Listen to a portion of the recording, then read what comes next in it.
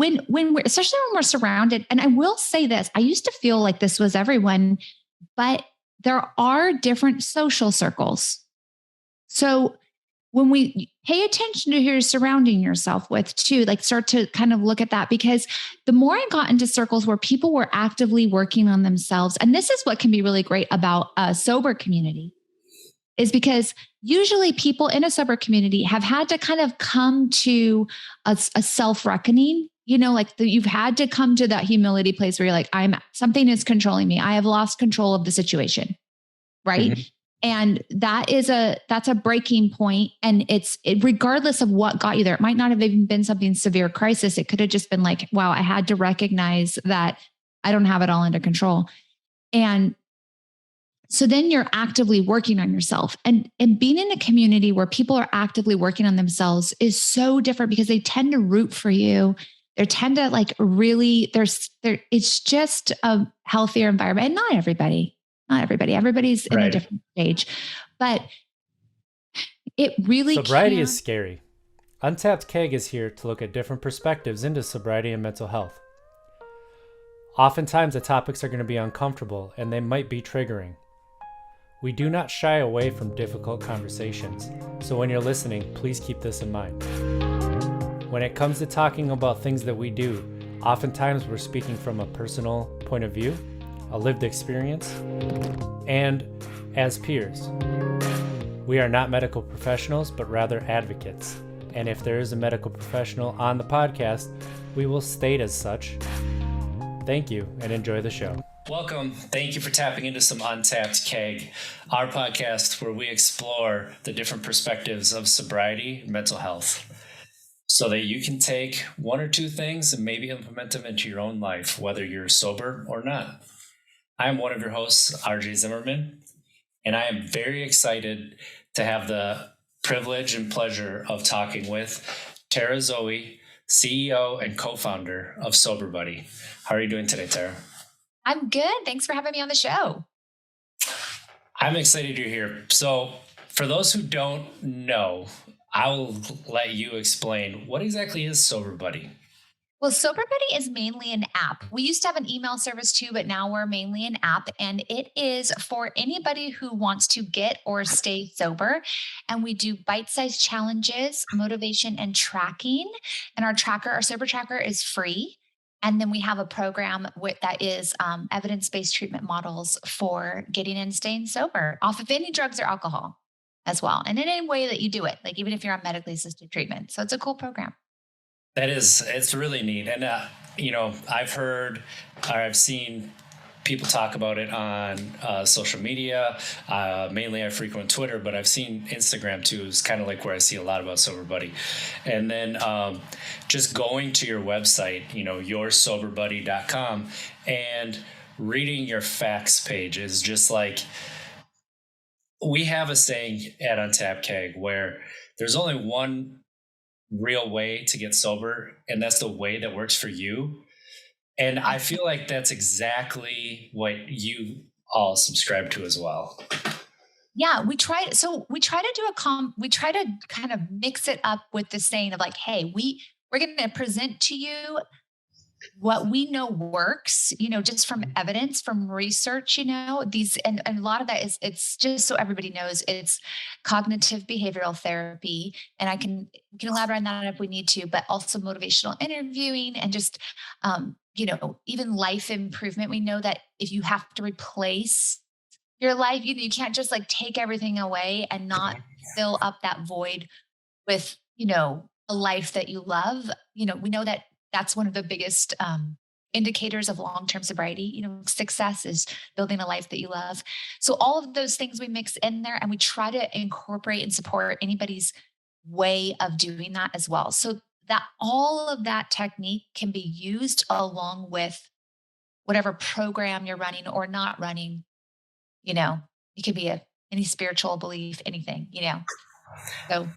And really filling in the cracks, right, is where we find a lot of fear. We find, especially when you start, you're like, is my life going to be boring now? What am I going to do? Like that is some Like stereotypes. that's the number one Yes. fear. Is my life going to be boring? Yes. And as somebody who's 8.5 years sober, been to Italy twice sober, like I literally just got back 3 weeks ago. You can do whatever you want. And guess what? You don't have to drink wine, even though that's what Italy's known for, right? Like you can eat the amazing food, you can drink the amazing cappuccino and espresso, and just enjoy the things that are around you without what I like to call the screen door effect, which if you haven't heard me explain that before, it's when you are drinking or you're on drugs, you tend to see the world, but it's through a little bit of a screen door. Like you can see things and make them out, but the details, the finer points are lost. And as you are going sober, and it takes a little while, it takes 6 months to a year, and that screen door starts to be removed, you start to appreciate the smaller things in life. Like I had a softball tournament. It was hot as heck this weekend. And afterwards, I ran the bases with my kids. And I just appreciated hearing their laughter. Like if I was drinking and it was hot out, I would have just been looking for, let's get to a bar right now, and like not done that with my kids. But I took my kids and we ran the bases and we were laughing and having fun. And that is something that I would not have enjoyed in those without being sober, like the smaller things, those little details. Being more present for sure. I love the screen door idea. Yes. I feel like that's like a TikTok post or something that's waiting to happen. I'm gonna have to trademark that one. That one. And so I have a saying too that so somebody posted on Twitter is the Unashamed Alcoholic, Becca, and she posted about how sobriety isn't all everything's great and all of this, because it's still life, right? And so I said, yeah, it is all rainbows and unicorns. The only problem is unicorns still have to shit. So we still have shit we have to clean up. So I was like, there we go, another metaphor.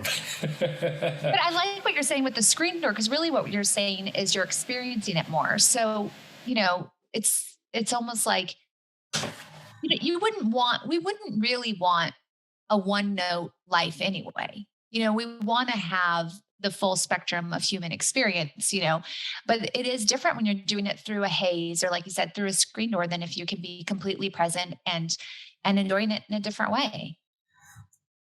And when we're drinking too, so if you're exploring going sober, right, and you're looking into it and you're like, I think I might need to, or I wonder what it's going to look like on the other side. One thing to really do is to take a step back and think about the things that I'm doing, and do I actually enjoy them? Or do I just enjoy getting drunk and so I put up with them, right? So that is something that I didn't realize that I really didn't enjoy, being in around a massive group of people who are getting drunk and being not a fun group of people, like being hostile. I do not like that. It's weird. Yeah. It's funny. When they'll laugh and say, like, you're having so much fun and you're not even drinking. And it's sad that we think you can only have fun when you're drinking. I'll be honest, if I go to a party and the only activity is drinking, I'm so bored. Bored. There's no good conversation going on. It's just people just are drinking and drinking and drinking. And I'm like, oh, I'm going to go, I'm bored, there's nothing happening here. Whereas we were just talking about having the s'mores and swimming party. We were talking about this, and it's so funny because I have a bunch of friends with kids, and I was like, I'm trying to get the summering happening, and so I post on my social media, I'm having a s'mores and swimming party. I had all of my girlfriends show up without their kids. I was like, you guys are so motivated by s'mores. I didn't see a wine, and I said a s'mores party, and all my girlfriends showed up. So, and everyone wanted to swim and go to the jacuzzi and just have good talks. And I think that is a misnomer, that we can't have fun without drinking or using. And it's a super fun time, And the best part is, you remember everything, and you don't feel like crap. Yeah, you remember. Yeah, you don't feel I will say, I did have a marshmallow hangover. I like for sure was like, I am not okay today. So you can have gross feelings from too much sugar too, everybody. Just Yeah. FYI. Sugar, and I can also attest like a caffeine hangover because I've drank an entire pot of coffee and then made another one and had some more. And it was like the next day, oh, this is what I used to feel like when I was hungover. This isn't fun. Yeah. I feel like cold brew. I feel like cold brew is the one that will push me over. Like I can't have cold brew. It's a hard line for me now. I'm like, no, don't do the cold brew. So I went to Italy for 9 days and I came back and I became a little bit of a snob and I bought an espresso machine during Prime Days. Sure. I was like, this is actually, and I've never had it. And so I try it and I'm like, all right, I guess I'm an espresso guy now. I guess this is happening. Now, do you like do an accent when you're making it, or? And I drink with my pinky up a little bit. Yeah, for sure. Did you get the little cups, the little espresso cups? So yeah, I bought the one with the virtual that it'll make the different sizes and it like. Oh, you got a Nespresso, like the an actual Nespresso. Okay. I support this decision. I have an espresso machine, and my daughter actually wanted it. My daughter, by the way, everybody she's 20. I didn't give my child, like a little child, an espresso. So she wanted it for Christmas last year. And I was like, okay, I'll get you. And I would always go to like a Pete's Coffee or something. Nespresso is amazing.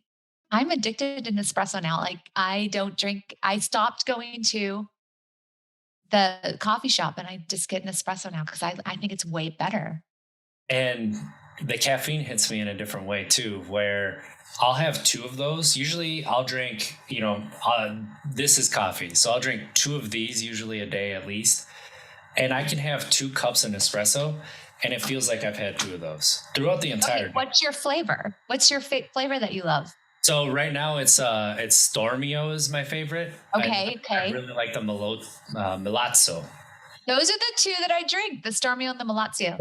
Yeah. I love both of those. Those are my favorite right now. I haven't tried all of them, but right now those are my favorite. I do like the Colombian one. I feel connected. Like kindred spirits here. That's it. So with the idea of sober buddy, where did that come from? Where did the idea like spawn out of? Because, a lot of why I started this podcast is to let people know they're not alone, no matter where they are on their journey. So where did Sober Buddy come from? Well, from the beginning, I mean, my whole life, and I'll talk about my father a little bit. He's my co-founder. And so it's important to know about him. I'm not just randomly talking about my father, but I grew up in a culture, he was a therapist, MFT, and he worked in drug and alcohol recovery. So, that's the beginning of drug and alcohol recovery for us. But the culture that he perpetuated was, he would always ask us, like as kids, he would say, like, what's your growth edge? And there was this idea that your life can always be better than it was before, and not in a way like your life is horrible now, but always like kind of the way that we grow and thrive and live as humans is that we are always kind of learning about ourselves and learning about the world. And it's not necessarily about being perfect. It's just about saying like, hey, who am I and where am I growing? And so that made this culture of like, how is life changing and growing for you? And so I grew up with that culture. And then I had an event. So it was also though, a very religious, we were also very religious and conservative.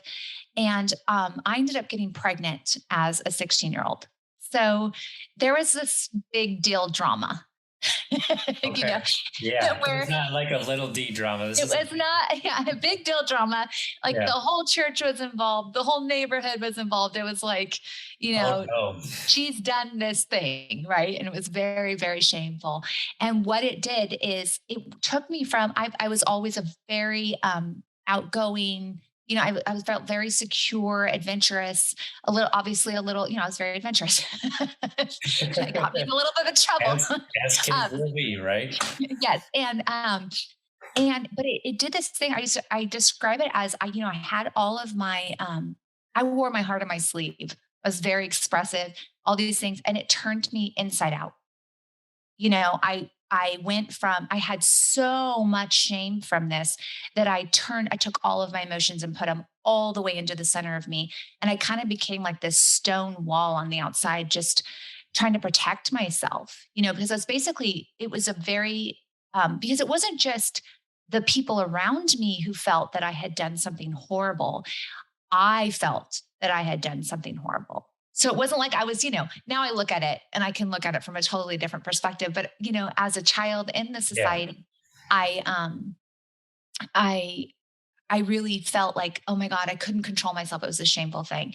So it, it turned me inside out. I went cold. I didn't want to show anybody any emotion. I didn't show them I was happy. I didn't show them I was sad. And I went on this like ultra, like, I'm going to be the best good girl ever in life. And I became really extreme in that as well. But because I had that background of personal development, of kind of pulling yourself, always growing, always changing, turning to Mm. your spirituality, all that kind of stuff. I went on this intense internal journey of like, I'm going to figure this out. And it took me 10 years, a good 10 years, but I did. I came out of all of that and I came into this really freedom space. I had all this liberation, had this huge like epiphany, came into this freedom. And along that journey, I had learned all of these skills, to pull myself out of a shame place. And it was layers and layers and layers of shame, because things built on top of each Oh other. yeah. And what ended up happening is I came into this like radical self acceptance. And what that did is it made me look at everybody else with radical acceptance because all of a sudden, the pain that is in me is also in you. And there's like this whole bonding, all my judgment. Before that, I had been very judgmental and I was young too. I mean, young people tend to be judgmental anyway, but Right. I had been very, black and white, very judgmental. And now all of a sudden I was just curious. I was just like, I want to know about you. I want to know everything that you are. I want to know even all the stuff you're ashamed of, especially the stuff you're ashamed of, because I want to like just like know it and liberate it, So I kind of went on this Yeah. thing and I ended up becoming a life coach naturally because everybody, felt like they could open up and there was all this stuff happening. And so I had created a life coaching app, like Zoom that I just skipped over like 10 years, but like I created a life coaching app. 20 years later, I created a life coaching app. And I was doing all of this work with the life coaching app and all this like releasing people from shame. And my father, I had asked him for help on writing one of my segments from my life coaching app about relationships because he was a marriage family therapist. And we just kept getting in conversation about things. And he said, I really want to do this also. I think this would be cool to do for recovery, because he's been in this field. He had been in the field for 20 years. He had been on the forefront of research in it. He helped create the first evidence-based outpatient treatment program. He Mhm. had gone globally training on this program. And he had just really, he has this huge heart for saying like, hey, I want to constantly improve access to care. I want to constantly, you know, um, make things more effective, make things more effective. Like this has to get better. This has to get better. So he loved what I was doing with the app. And then I was like, you know what? We really need to take it another step further, not just with access to care, but we really have got to take it another step forward with reducing shame and stigma.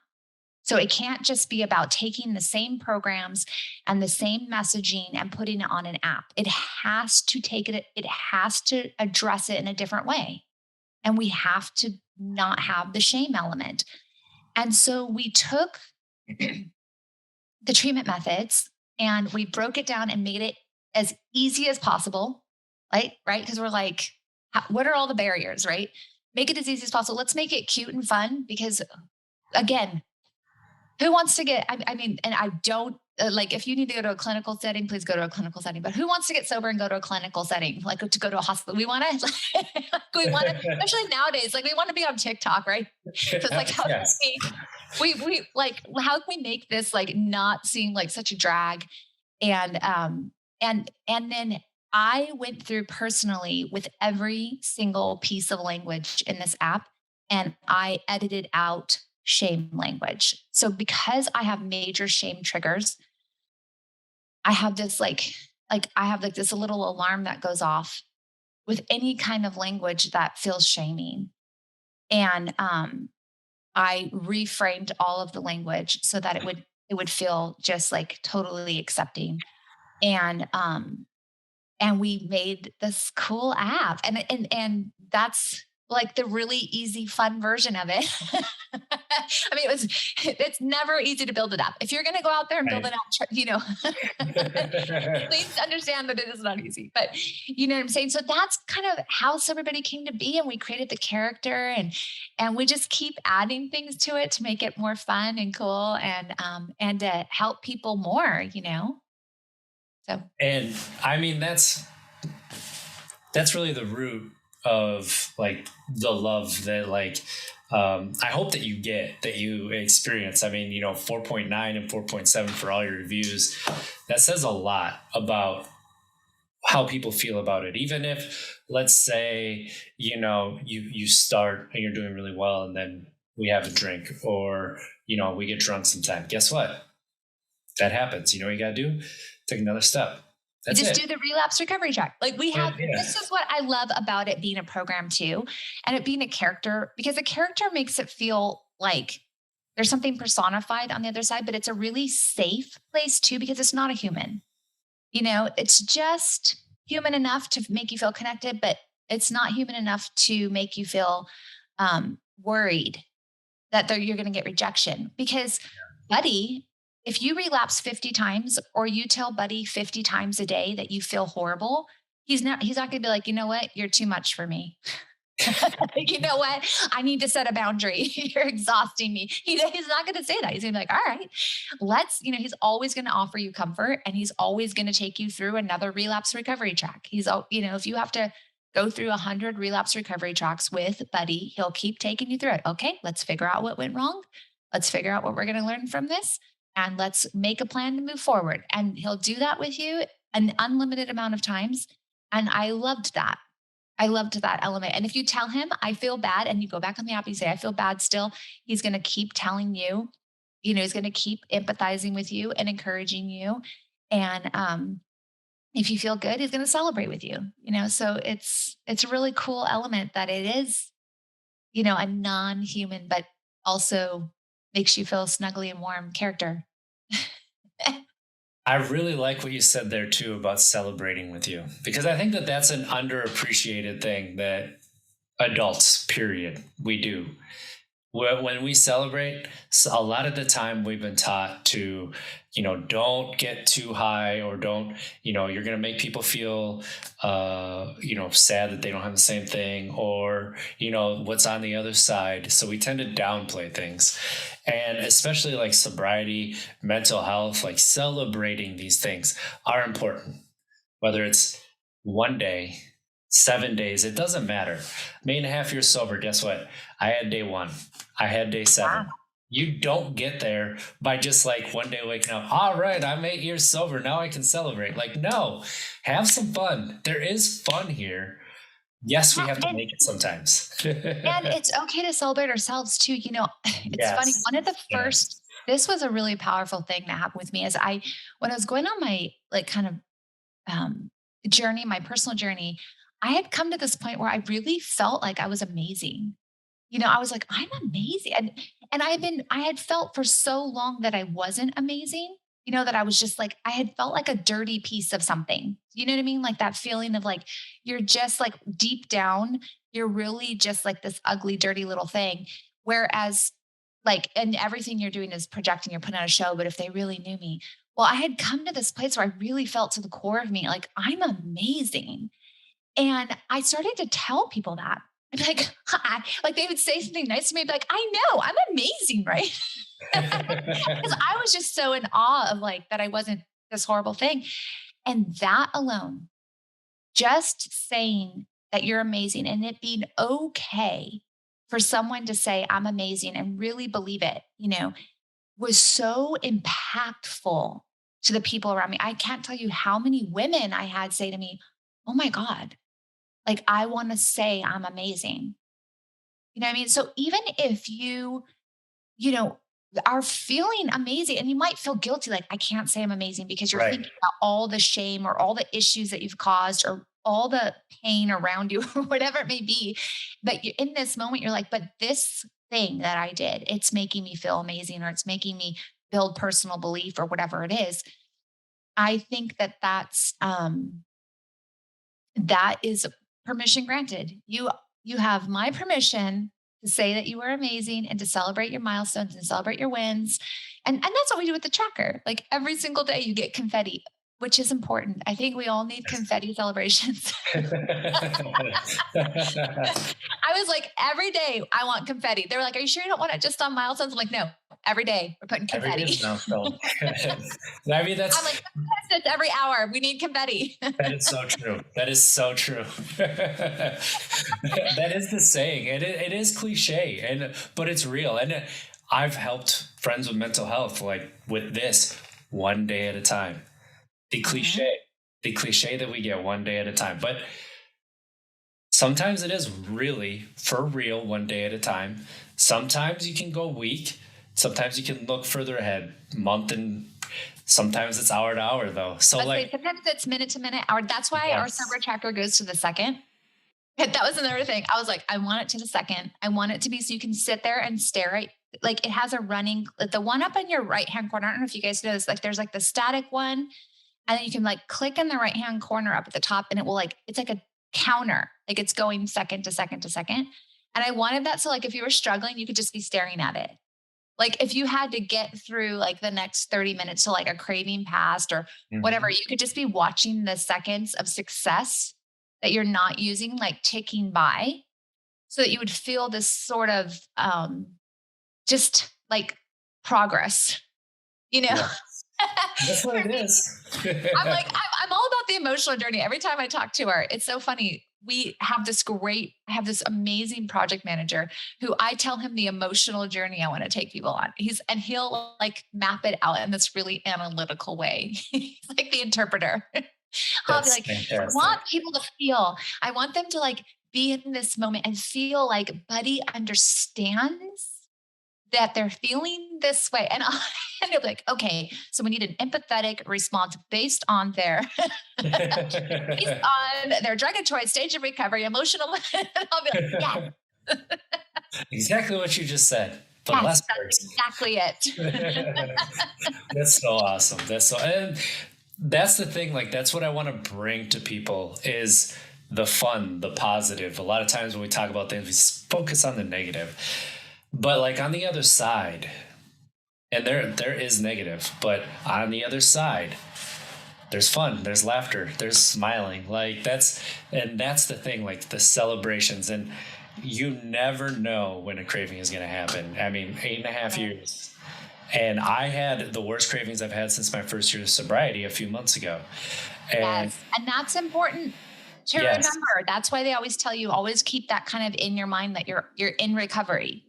Because you never know the relapse rate. And I don't say this to discourage people. I say this to people to just, know why it's said. The relapse rate at 13 years of sobriety is higher than the relapse rate at 3 years, and you can see why that would be. At 3 years, you're probably still really connected to your like recovery, and I say recovery, like the idea of recovery. And at 13 years, you might be thinking, oh, I'm recovered and I'm totally fine. And I could probably, be in all my trigger situations with no problem. And then something happens. It's that complacency a little bit, right? Mm-hmm. So for me, similar like emotional journey where like I just stifled all my emotions. I was a stonewall on the outside. Everybody thought transitions were easy for me because that stone wall was always there. And so I didn't start working on it, honestly, until about 8 months ago-ish. And I had a trigger and it was my kids that helped bring this up in me. I started thinking, why do they love me? I'm such a piece of crap. And I was like, wait a second.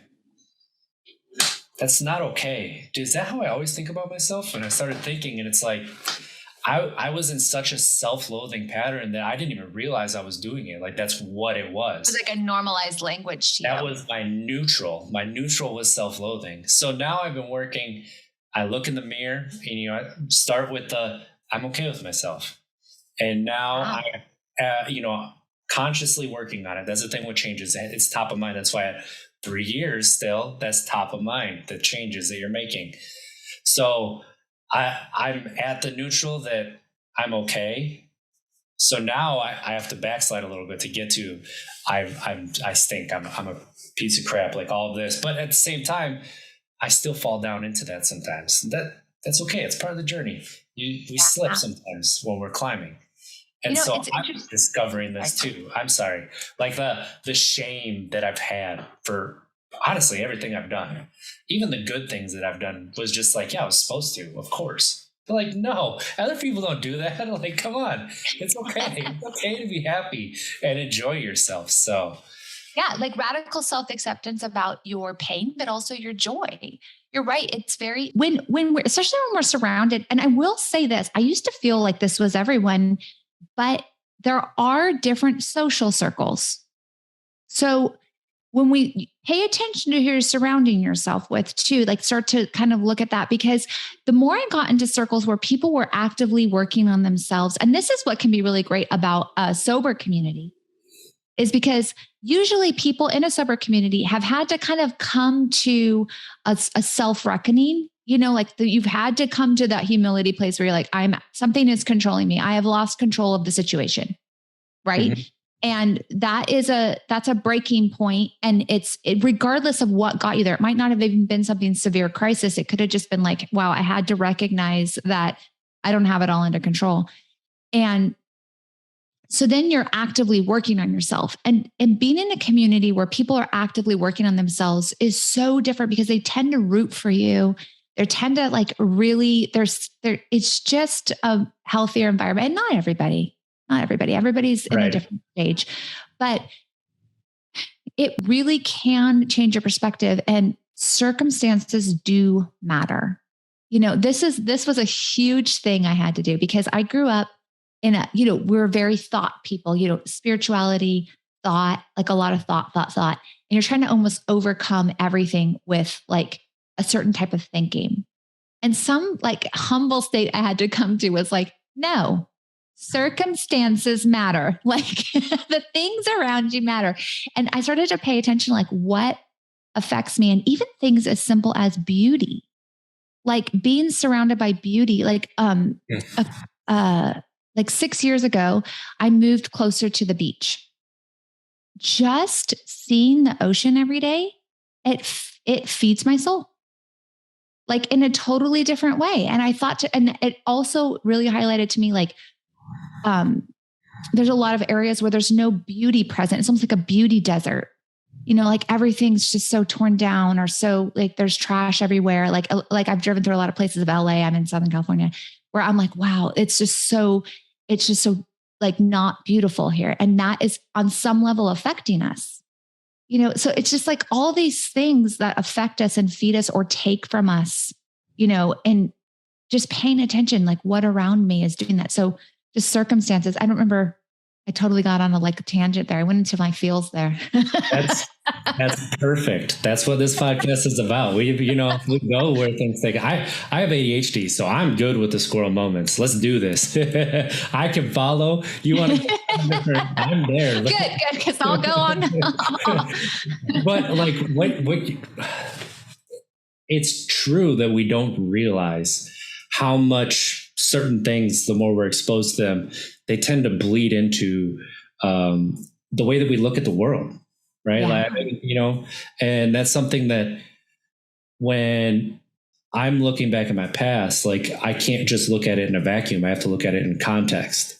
Same with a lot of things. And like you said, with the sobriety community, and I've noticed that with the mental health community as well, like people actively working on their mental health, like it's such a more freeing place to be than people who think they have it all together, but really they're just suppressing everything. Like then all of a sudden, I'm just not going to talk as much here because I feel like I'm not accepted. And right. And that's where I go into like my masking with like ADHD, which I didn't even know was a thing until a couple of years ago when I got diagnosed. But it's like, I looked at myself like I was a sponge. Wherever I went, I kind of absorbed a lot of things. And turns out like that's just like the masking part of having ADHD. And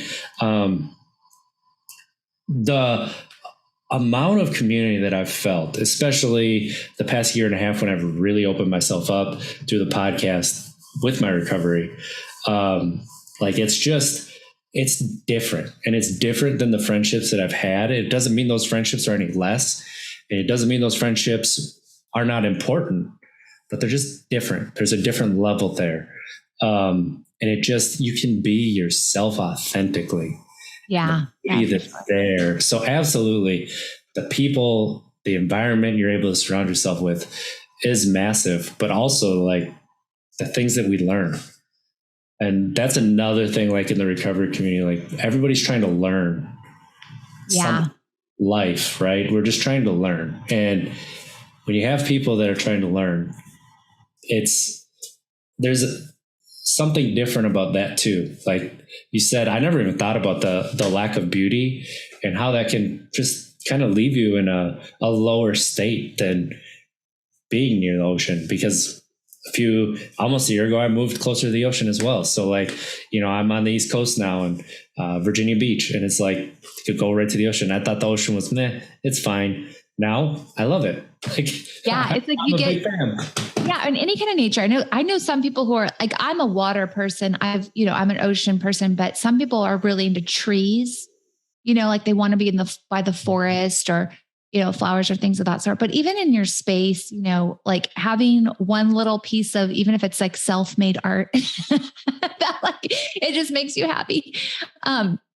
But, and that's just one thing you do. That's like what we do. We do a lot of things in the app, like challenges that seem silly or like seem like, what does this have to do with recovery?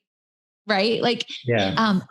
But it's because all of these things affect us, we do a lot of things. Like one of the really popular challenges that a lot of people on social media will do is like the buy the coffee for someone else challenge. It's just a fun one to do. Yeah. And it takes you, but that's about like getting into that other state, like where it's a community. It's a like when you like kind of getting out of your own mind, doing something with like love, or doing something to bless somebody else's life for that day.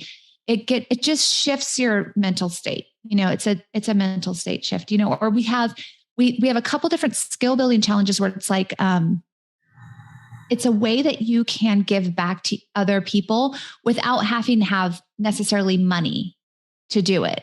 So like there's one where we send you to a YouTube video that teaches you how to wash windows really well, or like give a great foot massage or things like that. Because like, let's say, there's someone in your life, like your parents or someone that you really gave a hard time. Right. Yeah. And you're like, you know what? I'm going to wash all your windows. They're going to be sparkling clean, and it's like, that is just a labor, like thing that you can do. But that would be like, oh, wow, there's something in that. Like, even when you were doing it, it would be building something in you on your inside. Like as you're doing it, there's something about physical work that does something different. And so it's like recognizing all of these different parts of our humanity and saying all of these tiny little infinitesimal things affect us. It affects how we feel about ourselves, how we see the world, and all of those things lend to our healing. And that it's so great that you brought that up, because the doing something physical, like, and maybe exploring different hobby or like giving back without expectation of receiving, like that is all things that help shift your mind in a different direction. So like for me, my oldest son was born a little over 4 years ago. I was like, I'm going to make it easy on us. I'm going to get Blue Apron. We don't have to do shopping, teaches me how to cook. Turns out I love cooking. So that's my new hobby. I cook for people. And yes, I get to taste the amazing food, but it's that same kind of physical, using all the senses. And, I've been told it's like, it's a form of mindfulness. I've used it when I've had cravings, or like if I'm really down for a week, like I'll be like, you know what, Thursday night, I'm going to cook. and I'll go through the recipes that I like. I'm like, I feel like cooking this one, and I'll go to the store either that day or the night before, and I'll get what I need for it, and I'll cook it. And it just brings me back to a level where, okay, I'm feeling better now. All right, it's gonna be a good weekend. It's a better week. Love that. Everything looks good. And Blue Apron helped teach me, how to cook. That's so cool. We have so many cool things. By the way, this is not a plug, obviously, but I'm going to tell you. Stanley Tucci's. Have you ever used his cookbooks? I have not. Do you know who Stanley Tucci is? I know who Stanley Tucci is. His cookbooks are amazing. Get his cookbooks. Write it down. Everybody go get his cookbook. It's like kind of like Italian based, but more like just family food. It's usually pretty easy. And everything I have made from them are super yummy. Like my kids like it. My family likes it. So interesting. And he has a great story. I like Chrissy Teigen. Yeah. Oh, Chrissy Teigen. You like her? I've done her recipes. So she's posted some on social media. Obviously, she's written a few cookbooks. She came through. So the first few that I had of hers, she went through Blue Apron and made some recipes that they sent out. And I love cool. They were quick and she's easy sober and tasty. Yeah. I saw that and I retweeted it and I was like, this is incredible. More people, I'm glad that people are feeling comfortable enough to speak out about it, whether it's mental health or sobriety. The stigma is starting to shift. That doesn't mean it's not there. Yeah. It's starting especially in local communities. Yes. So that's another thing about it is like collectively, as a collective population, mental health, we're talking about it more, especially after COVID, and addiction. We're talking about more. Sobriety is being very popularized right now. Like really, honestly, everybody, if you get sober, you're just cool now. So you're on the forefront of the trend. It's happening right now. You could be like, I'm sober because I'm cool. So, but that does not mean that your inner circle will think it's cool, especially if they are also if they're drinking or using and they don't want to give it up. And it might just make them feel like they have to, it might make them look at it, and that could make an uncomfortable situation. But if that's the case, reach out to the collective whole. That's where social media can be good or things of that sort, is you can plug yourself into a community you wouldn't normally have access to in your inner circle or like geographically. That's actually been part of what I've done. So, I've really kind of jumped into the sobriety community, like Instagram and Twitter. But my friend Big Kev from over at Laugh for a Purpose, my friend Scotty, who was on the show not too long ago, that's really how I met them. And our friendship is just where if any of us needs to talk, the phone's always going to be answered. And it's different than, and especially being in Wisconsin, which is where I was. You really are looked at as a leper if you don't drink. And it's sad. It's sad, but it's the mirror that they don't want to see. Exactly what you talked about. You're putting a mirror up to other people and showing them, and people don't like that. So if somebody offers you a drink that you haven't really gone to a restaurant or something before, you're at their house party and you say, it's okay. I don't drink. You're going to get I don't either. Just at social gatherings. And that is the response. And that is because of the mirror that you hold up. And it is something that we have to get used to. The first few times you're going to be taken aback by it a little bit.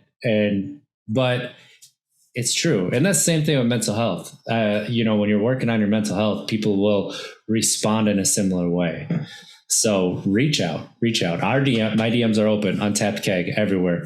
If you need to talk, I'm there to answer. So for sure. Also memoirs. I want to mention this really quick because that was a huge influencer in my life. Is I love to read memoirs. And in fact, when I was in high school, I read someone's sober story about how they got addicted and they were telling their story. That book single-handedly kept me from using in high school. So I just want to tell your story about that, because as a teenager, I read that and it showed me that it's not just bad people who do drugs. It was showing me humanity and how you get addicted. And so I knew from that moment on, I knew I will get addicted to drugs if I use them. And I was like super social. Like I for sure would have gone out and done drugs, even though my dad was in the recovery field. I would have been like, yeah, give me everything. So that was, that single-handedly stopped me from doing that. But memoirs, what they are is they're an exposure to culture that is not your own. And so it has been key in my life to read memoirs from different societies, different cultures, so that I could know something existed, that I could know that, like, for me, a big one was, Diane von Furstenberg's The Woman I Wanted to Be, because she is a strong but loving woman. She's very full of heart, but she's also super independent. And in my mind, that could not coexist, just based on my culture that I grew up in. And it wasn't, no one was consciously saying that, but there was this culture that like a strong, independent woman was a lonely woman, or like a non-loving or cold woman. And I've always been like super strong and independent, but I'm also very loving and like, I just love relationships. So it was really important for me to see that example, and her just talking about her life in that way was an archetype for me. So again, there's tons of memoirs from people who have gone through recovery, or who are living a sober lifestyle. And then you can see how that life works, just watching it and saying, oh, that's how you live a sober life. And I've never heard anybody describe a memoir that way. Like, that is it's beautiful. And that's something that I think we need more of, is those exposures to other cultures. Like, that's what I love to do. Like, if we go someplace that I haven't been, like, eventually I'm going to go down to Atlanta because I'm a lot closer now. Like, I'm going to try to find ways to get off the beaten path and experience the culture. But like, I'm going to have to look up memoirs now, because that's like, I like watching like documentaries, like, about like, let's say, African societies, because I want to know the culture over there in Africa. We don't talk about their culture, but It's so influential. Like, that is where a lot of the world's culture. And memoir is great because it's first person. Yeah. So it's not like an anthropologist talking about a culture. It's like someone describing how they experienced life. So you get to almost absorb the culture in a different way rather than just observing it. You're kind of saying, like, you're experiencing it along with them, and you're saying, okay. And then all of a sudden these things kind of expose, like, pay attention to what kind of comes up in yourself. Like, oh, this felt like a conflict. Why is that a conflict? Like, it exposes stuff about your own culture, and maybe it shows you things, gives you permission for other feelings that you can have, or things that maybe seemed like they wouldn't work and they do, but also a reason to tell your story. Tell your story, tell your story, tell your story. Absolutely.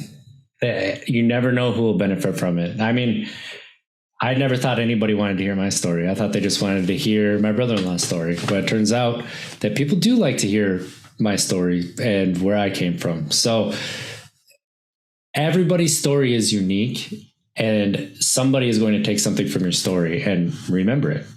For sure.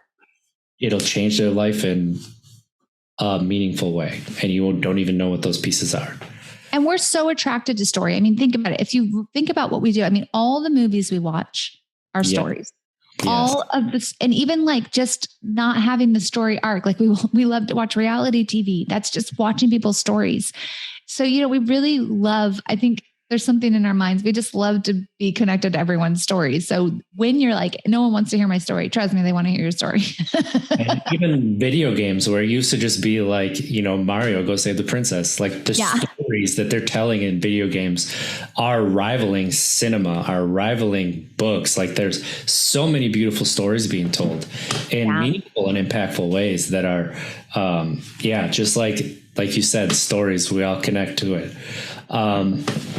So, Tara, as we're kind of winding down here, I just want to let you know I've loved this conversation. This is absolutely wonderful. What is one message you want to leave people with? Your life can be better than it was before. You can get out of the pit. You can make your life into something beautiful. So no matter where you are, and I know, like, we feel stuck. And so if you feel stuck, you need help. find something like a story, like start to reach out, like the app. That's one of the things we do with the app is like, we have you do challenges to help you get unstuck, and to build, but there are skills that you can learn. There are tools that are available out there to help you get unstuck and to start building. And you can heal relationships, and you can heal your trauma, and you can get better. Right. So if you're feeling like in this kind of hopeless state or whatever, just know that it is possible, and it may be slow, and it may take time, and it may be gut wrenching, but it can happen. And so I just want to like put that out there and say, yes, you can. I love that. Yes, you can. Absolutely. Tara, if people wanted to follow Sober Buddy or yourself, what are the best ways to do that? It's Your Sober Buddy. Now, a lot of you are going to hear this and you're going to think, my Sober Buddy. It's Your Sober Buddy, YOUR. YourSoberBuddy.com, at Your Sober Buddy on all the socials. We're not really on Twitter. We need to do that, but we're on all the others. We're on Instagram, Facebook, TikTok, at Your Sober Buddy. And if you just search Sober Buddy in the App Store, get on the free tracker. That's free and at least gets you tracking. If you're at day 0 or you don't even know if you want to get sober, we have a track that will walk you through that, like help you to decide if you want to get sober. So that can also be helpful, but definitely YourSoberBuddy.com and everything from there. That's fantastic. It's on, Apple and Google Play Store, anywhere. You can look up the Sober Buddy app, download it. Yeah. Thank you so much for coming on and having this conversation. Like it was enlightening. I love that you're using so many different, fields and studies and methods, and really what works for you. Like try. That's all we can do is try. And especially when it comes to change, it's a change because you don't know what's going to be coming up. So that's why it's a change. Be curious. Be Absolutely. Curious and explore and just open yourself up to what's going to happen and go for it. I love it. So we're Untapped Keg podcast. Find us everywhere on all podcast platforms, youtube.com/UntappedKeg. Hit that subscribe button, hit the bell on YouTube so you know when we go live for community meetups. And share. If this episode could help somebody, just share it. I will clip a trailer, put it out there, share that. Let people know like there's ways to start, that you don't have to just go straight sober. Try a week, try 2 weeks, see if that helps. And maybe that'll let you know what you need to change. But trying different ways. And, as Tara said, like the Sober Buddy can help you walk through that with challenges in the counter. So my DMs are open. If you need to talk to somebody, if you need help finding resources, if you need professional help, I can try to help you, guide you to where that needs to be. 988, the new hotline. I love it. I'm so happy that's finally active. Make sure you call that if you need help right away. And let's try to be better tomorrow than we were today, because at least we don't make it. We tried. Thank you, everybody. I love you.